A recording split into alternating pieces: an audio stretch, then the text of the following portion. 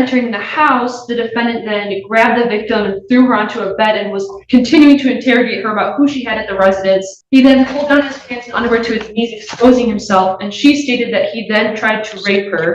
While this was happening, he was continuing to interrogate her. Sounds like to me he's intending on getting the upper hand. Part of my problem is it doesn't seem that he can de-escalate. This fixation that he has on this infidelity, and quite frankly, if he's playing games, he's playing with the wrong judge to play those games. Your Honor. And good afternoon again, Your Honor. Miles Drew on behalf of Mr. Busick, who's approaching my right. And can you please state your name for the record? Ryan Michael Busick. All right, thank you. Go ahead. This is your motion. Thank you, Your Honor. At this time, people are going to be requesting our original request of a $50,000 cash surety bond.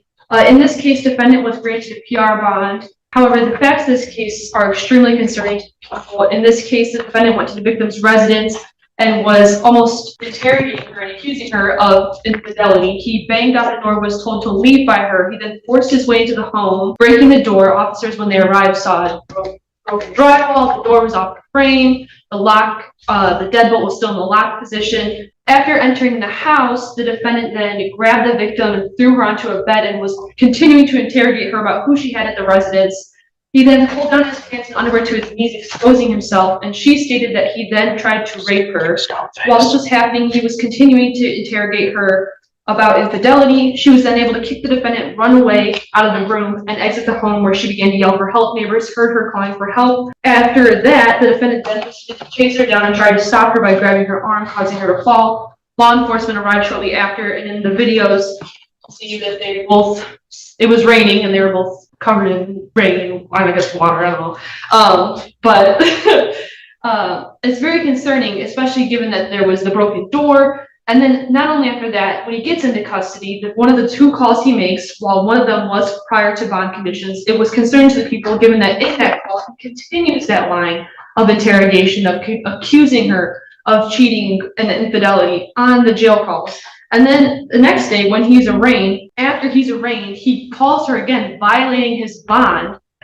And it just seems, especially given these emails that we received yesterday, he has this obsessive disposition with this victim, and it's very concerning to people given the facts of this case and his actions after this case occurs. So at this time, we're going to be re-requesting our $50,000 request. I believe that a personal recognizance bond was an abuse of discretion, Your Honor. Response. And Your Honor, we would admit that there was a call that occurred on the jail line, the one call that is a violation of the court's bond conditions for the no contact. I would note that all the allegations the prosecutor has gone over as it relates to the bond violations were prior to me being retained as counsel. Mr. Busick's a lifelong resident of Ypsilanti. He has a clean eye chat that I've seen, meaning he has no priors and accordingly no capious history. While this is a very serious charge, and Mr. Busick does contest the allegations and is serious about facing them as evidenced by retaining counsel, I would note that there was no injuries or medical treatment and that Mr. Busick did comply with police officers. While I'm not here to litigate the facts of this case in a bond hearing, I think it's evident from looking at this case and the pending case against the complaining witness, where my client is the victim, that they have a dysfunctional long-term relationship that will no longer work out in any capacity as a romantic relationship. I've expressed that to Mr. Busick, and he's been receptive to that feedback. I think it's clear that neither party has treated each other very well. He is living currently in Ypsilanti with his mother, Lisa, who's in court today, his stepdad, Doug, who is also in court today, sister Chelsea, who is not here, but has been in constant communication in my office. His sister Erica is here in court, so he has strong family support in this matter. He does have two children with the complaining witness in this matter, his son Matthew, 4 years old, and daughter Scarlett, 2 years old. It's a shared custody situation where he has the kids on the weekend and about 2 or 3 nights during the week. His mom and sister are facilitating those custody exchanges, and I have expressed not only to Mr. Busick, but to the family, the importance of the no contact order, including that it means no third party contact, and have instructed the family not to discuss this case in any capacity whatsoever with the complaining witness. As for work, Mr. Busick is a journeyman carpenter with the Regional Carpenters and Millwright Union. He has over 10 years experience and 6 years with the union. He has good health coverage through his job that provides for not only him, but his children with the complaining witness. It's our understanding that the complaining witness does not work. And even though there's no child support order in place, he does also provide support to the mother of his children for expenses when she has the kids in her possession. In other words, he is the provider for these children, and they get their health insurance through his job, and that appears to be the only avenue for their health insurance. And he is at risk of losing this job should he go to jail. So, Your Honor, I would, conclude by saying that counsel was retained after all these allegations, that Mr. Busick has no prior criminal record. And I think him and the family maybe didn't understand the scope and importance and severity of a no contact order. I have counseled them at length about that no contact means for any reason. Yet you have understood about that, counsel? Your Honor, I think it's somewhat common for people. I know no contact means no contact, and it's very straightforward, but I think people that have no prior history with the criminal justice system sometimes do not think things are as straightforward as they are. He certainly makes no excuses for his behavior, and he knows it's inexcusable to have made those calls. We would be asking for a $25,000, 10% with the tether. But he's still, from the allegations, and I'm not making necessarily a presumption of his guilt of those, but he's making certain allegations regarding her infidelity, then ultimately gets arrested. After creating, some damage, or allegedly creating some damage to the premises, and things not going well because now you're in custody, you're told by the magistrate not to have contact, and what does he do? He has contact about the same thing that the allegations are about. Right. I understand the court's concerns. That's why we are asking for a cash bond in this matter. I would point out that, since he was assaulted in March by the complaining witness, which resulted in felonious charges, these have been some of the hardest and trying months of his life. He has not been in his right state of mind. We're going to be looking to getting him, treatment while on bond and getting evaluated for a treatment course so he can get some support in facing this tough time, Judge. Ultimately, there's no excuse for making the phone call on bond. We understand that the allegations are concerning. We can test them as it relates to the case. Tell me how I can even be sure that he's going to follow this court's conditions. Well, I think you have his family sitting right here in the courtroom, that they're accountable, good members of our society that are going to be looking out and holding him accountable. They have, financial interests involved in this case as well. They are living with Ryan. He has no prior record, which I think speaks to the fact that they raised him pretty well up to this trying point here. And I think that the tether, was put in place after these phone calls, and there's been no issues with the exclusion zone. So I think in that respect, the tether is working, Judge. And I think you have members of the community that will be looking out to ensure that your court order is followed by Mr. Busick. And I think this is a real wake-up call for him, quite frankly. This isn't a situation he's used to being into, given his clean criminal record. And I think he's standing up a little bit straighter now after this and understands just how much is on the line after having a stern talking with counsel both last night and prior to court today about the severity of the situation that he's in here, Judge. In the 14B case, isn't there a no contact? There is a no contact order in place. So what's he doing there? That's the part that's troublesome to me. He has a case in which he's the alleged victim, right, counsel? Correct. He knows there's a no contact provision, right? Yes. Well, the no contact provision would run to the defendant in that case, which is the complaining witness in this case. How it works. That's not my point. My point is, why is him knowing that? Why is he at her residence? Well, Your Honor, I would say that I think, these no contact orders, he shouldn't have been seeing her, but this is a 10-year relationship that goes back to when they were 16 years old. They have children in common. While I certainly would have liked if this was handled. So that's all fine and dandy. But he knows she's not supposed to have contact, right? Well, he believed the condition was dropped. But I would agree that he should not be having contact. Where would he get the idea that it was dropped? I'm not sure, Your Honor. I don't believe that for a minute. He knows she's not supposed to. I'll tell you what it sounds like to me. Sounds like to me he's intending on getting the upper hand. So he goes over there and he can basically, in essence, force her to give whatever answers he wants, because the one thing at least he knows or thinks is that if he calls the police, she's in violation, I'm not. No, I don't think that that's the situation going on. I mean, when the police officers did bring up the no contact order on the scene, he said that he had thought it had been dropped. I mean, I think he's simply concerned about, these beliefs of infidelity, Your Honor. It's an improper way of going about it without doubt. But given that he has no record, he hasn't had any trying situations. He's only 26 years old. Any trying situations like this in his life, I would view this as kind of a one-off situation, that now that he has the accountability structure in place with his family, being aware of what's going on, being in the courtroom here supporting him, that this type of behavior would not continue. And I expect him to comply with all court orders going forward, Judge. Anything else from people? Nothing, I mean, I just have concerns given what the court stated with the no contact order in the 14B case, and given that the victim in her interview with police at the scene states that they're separating. So I don't know why he would go to her residence to accuse her of this break-in and assault her. I just don't understand. But nothing else from the people as far as this goes, Your Honor.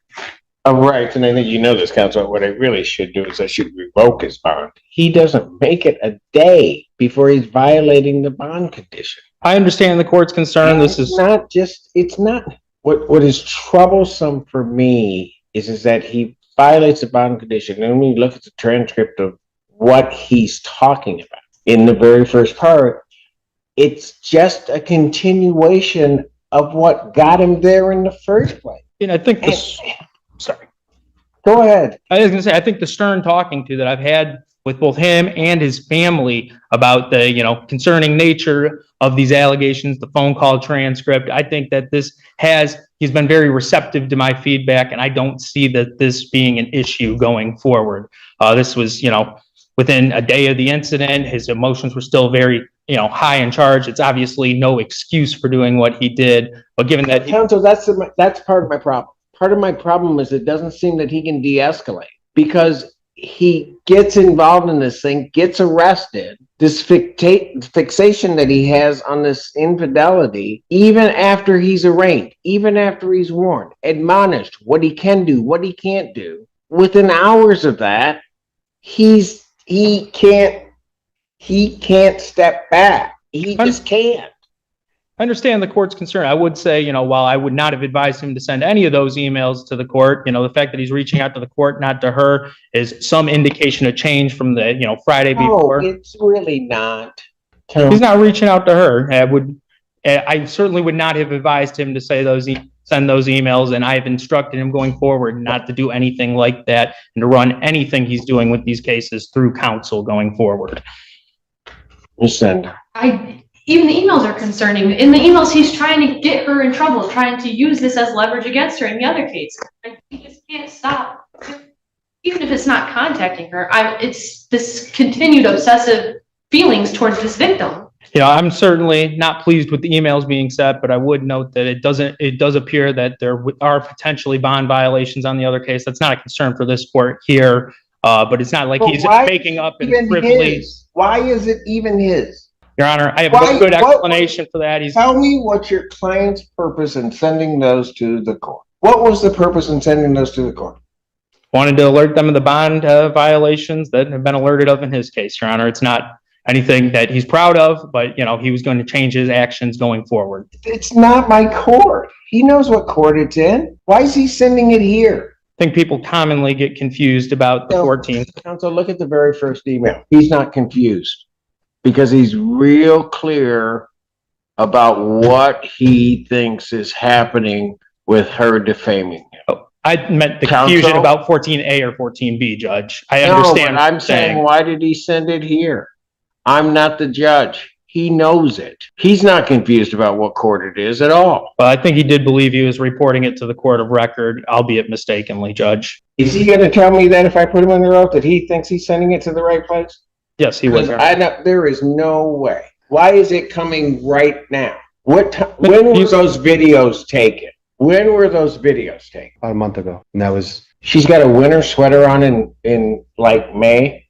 Really? So if you had them for a month and you think you're contacting that court, what took you so long? There's no excuse for the timing. No, what took him so long? This is his story. He's trying to convince me that he can behave. Would you like me to speak? Go ahead. So I didn't want to contact the court because, yes, we were working on things, and I spoke in front of you, and I believe that the no contact was dropped so we could start to work on things. I came in front of you and said that during her case one day. Your Honor, I would note that it was charged as a felony case, and I know you typically sit on the PCC docket, so you may have been a judge that appeared on that case at some point. My understanding is that currently it is just the misdemeanor domestic violence charge that is still pending against the complaining witness, but I do believe it was a felony case where it's possible you would have been a judge that sat on that docket. And, Your Honor. You can literally see the judge give up on the defense mid-speech. He's not interrupting, he's not asking questions, he's just staring into space like he's counting the ceiling tiles until he can bring the hammer down. The moment he leaned back in his chair with his head tilted upward, the entire courtroom knew it was over. That's the body language of a judge who's heard enough nonsense to last a lifetime. He doesn't buy a single word of their story, not the miscommunication, and not the misunderstanding, and definitely not the sudden shock that breaking a court order has consequences. The lawyer keeps repeating that he gave the defendant a stern talking to, like this is kindergarten, and the kid got caught stealing crayons. Grown adults do not need stern talking tos. They need accountability. This man should know the difference between right and wrong by now, but he clearly doesn't care. And that's why the judge isn't even considering leniency, because if he walks out of court today, the victim is in danger again tomorrow. The judge is done playing babysitter. The legal system is not here to negotiate with grown toddlers. If the court does remember, you were on that case for PCC's, but the people had declined to address the no contact and change it, given concerns of the case.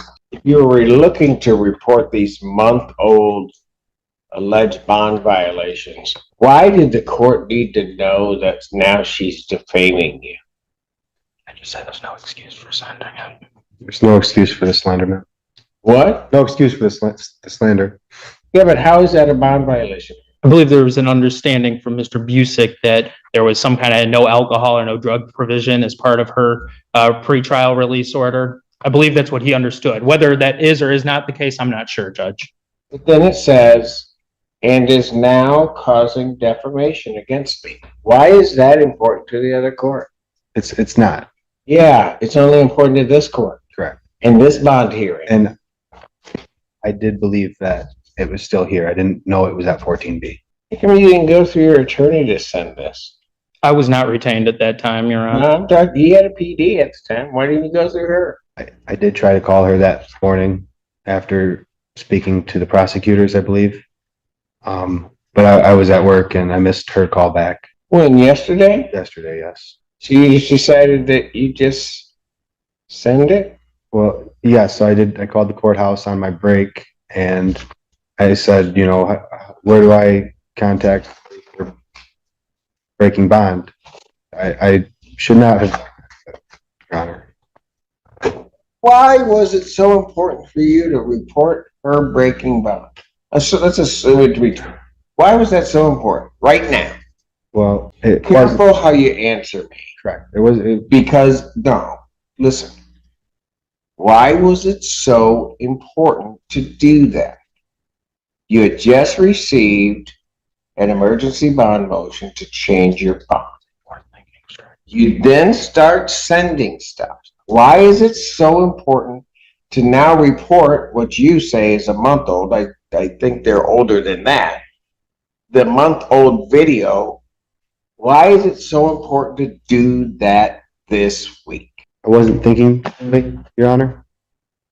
Why was it so important? I don't care. What was your thinking? Whether clear or not, what was your thinking? I mean, I really wasn't thinking. I really wasn't thinking clearly. I'm not too sure. I suspect the court could hear Mr. Busick there. I mean, Like, he has no justification. He clearly wasn't thinking straight. I mean, I think he was feeling the pressure of the bond violations in this case, was aware that, or thought he was aware that she may be violating her bond. There's no good justification. There's no answer that we're going to provide you, Judge, that ultimately so satisfies what makes you. me not believe that as he feels the pressure of this case, that he doesn't lash out and do something? Well, I think his Why children. would I believe that? He had counsel at the time. I don't think he had the same trust relationship with that counsel that he has now. And I think knowing how much his children's health care is on the line because of this, because his job is on the line. It's all on the line. It was Absolutely. on the line after he was arrested. It was on the line when he made that call. It was on the line when he starts sending these emails. It's always been on the line. I don't know why he can't recognize that. And that leads me to believe that no matter what I tell him, he can't do it. If he doesn't understand that from the very beginning, what's at stake. And I do believe that he went over to that unit. He went over there to get her in trouble, just like these emails. That's what he's doing. No, I don't think that the facts when the case is litigated will show that that was his intention at all, Your Honor. I understand the court having concerns, but I think not only, my talking with him, but now this, bond violation hearing in front of his parents, I think he's going to be standing much straighter. I think he understands it. I wish he was a quicker learner. It shouldn't take his parents to make him stand up and do right. And it doesn't, Your Honor. I think that he'll prove that going forward on bond. And I think quite bond, frankly, to the extent that he needs help, he can get better help and services outside of jail than he could quite inside. frankly, they shouldn't have to be here. Right, and he I agrees. mean, even if the prosecutor objected, they shouldn't have to be here. Right. And Mr. Busick agrees. He's embarrassed and shamed by what he is putting, not only himself, but his family through in this. He's not proud to be here today, Your Honor. Well, I understand what the people's request, I understand what the defendant's request is. I don't think since he's gotten out until he's called to the carpet, this defendant really does conduct himself appropriately. I don't think that has anything to do with his parents or his family or his upbringing or anything along those lines. He just can't do it. And then start sending, he's got an attorney and he's just sending these emails to the court, accusing her of things. He's in her proximity.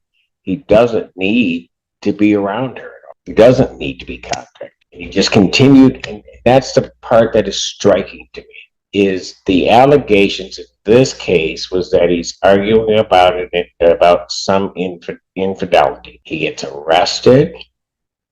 He goes to jail. He gets arraigned. And at no point after that whole process, after they told him, don't contact her, don't talk to her, he's got attorneys, he's all of those things. What does he do? He calls her again to berate on her. And it's very clear from her responses in the transcript. She doesn't want to talk to him about that. Now the defendant is trying to flip the situation by accusing the victim of breaking her bond. Absolutely hilarious. The judge, the attorneys, the courtroom spectators, everyone knows exactly what he's doing. He's trying to create chaos and confusion so his own actions get buried underneath fake accusations. The best part is when he tries to play dumb and pretend he didn't realize what he was doing, and then immediately gets caught in his own lie. The judge saw straight through it. His confusion wasn't confusion, it was strategy, and a terrible one. The court wants honesty, and this guy gives nothing but manipulation, excuses, and emotional tantrums. Every time he opens his mouth, he makes himself look more dangerous and less trustworthy. You can practically see the jail bars forming behind him as the judge listens. It's obvious where this case is headed, and it's definitely not home sweet home. His future is looking like concrete walls, metal doors, and a very silent phone. And he just keeps on. And then, if that isn't enough, he then says, oh, okay, well, just like paraphrasing, well, if you won't answer me, I'm going to try to get you in trouble and get you locked up, so I'm going to send this a month after. He's just playing games. And quite frankly, if he's playing games, he's playing with the wrong judge to play those games. Defendant's bond is going to be set, and the court is going to find on two bases. One, his violation after the bond terms were set, the court can review his bond. But I also think, given the way this defendant is exemplified by everything, that it was indeed an abuse of discretion to set his bond at a personal or cognizant bond in this case. Defendant's bond will be reset. The conditions still apply. His bond will be reset at $50,000 cash surety. Would you consider a 10% provision, Judge? Cash surety. You can raise it again if you want to on the 12th, but right now he's going. Fair enough. I hope you and your staff have a great day. You do the same, sir. Good morning, or good Thank you. afternoon, Your Honor. Miles Drew on behalf of Mr. Ryan Busick, P number 84554. Mr. Busick, could you please state your name for the record? Ryan Michael Busick. This is a date and time set for PCC. And Your Honor, at this time, I've made a request for the video and digital discovery in this that has not been tendered to me yet, so we'd be requesting an adjournment of the PCC. All right, there would need to be a green sheet that would need, you may not be aware of that. We'll get you a green sheet to fill that out. Sure thing, Your Honor. All right. Your Honor, just for the record, there was also, the media discovery we have is in the discovery packet and should be sent over to council. And then I also, I called yesterday, have not received that yet, but it should be in my soon. All right. And Your Honor, we would like to address bond when the court is ready. You want the 26th or the 3rd, counsel? Give me just a moment to check my calendar, Judge. The 26th would be fine if I could be accommodated, say at like 10 a.m. or later. Well, I haven't. you'll likely be in more toward the afternoon, but I will set it at 9, and then we will place you into a block. We noted what you've indicated, but Very good. Yeah, I do have a if he's hearing. in custody, you'll be in the 9 o'clock block, I will tell you. Okay, I may just be tardy for court then that day. I'll be coming directly from. All right, yes, that's the bond. As to bond, while I know the court heard me 2 days ago, I would note that, due to Mr. Busick having no record, these last 2 nights in jail have left an incredibly strong impression on him. Not only the seriousness of this case, but the importance of following all conditions of any bond or any court order going forward. He would like to get back out working so he can save his health care for his children and for himself. He would like to pursue a mental health evaluation. I have talked to clinical therapists, one named Virginia Dawson, who works closely with many courts in Oakland and Wayne County, and she's worked with my office for years. She has experience at the 48th and 16th District Court. I've confirmed that she has appointments that would be available to him every single day next week, depending on his schedule. So we would accordingly renew our request for a cash bond that Mr. Busick can afford of $25,000, 10%, Your Honor, with the tether, obviously. Response from the people. Your Honor, I believe the court knows where the people stand on bond. At this point, I'm going to object, given the fact of the bond violation originally, and then the facts of this case. I believe the bond that is currently set at this moment is appropriate for this case, given all that was stated previously on the emergency bond motion, as well as the bond violations that came up as part of it.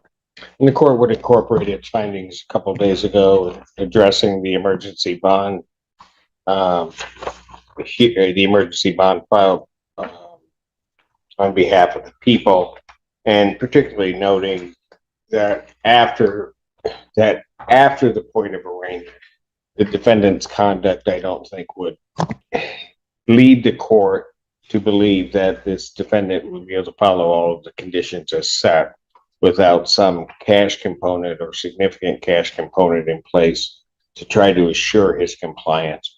And so, and also the court does believe, because of those actions, the defendant does pose a risk or threat to the community. And so therefore the court will deny the defendant's motion to reduce the bond in this case once again. Would you consider a 10% provision on the current bond, Your Honor? You asked me that yesterday 3 times, and so the answer is the same, no. Fair enough, Your Honor. All right. I hope you and your staff have a good afternoon. Thank you for allowing me to make a record, as always. Thank you. Thank you.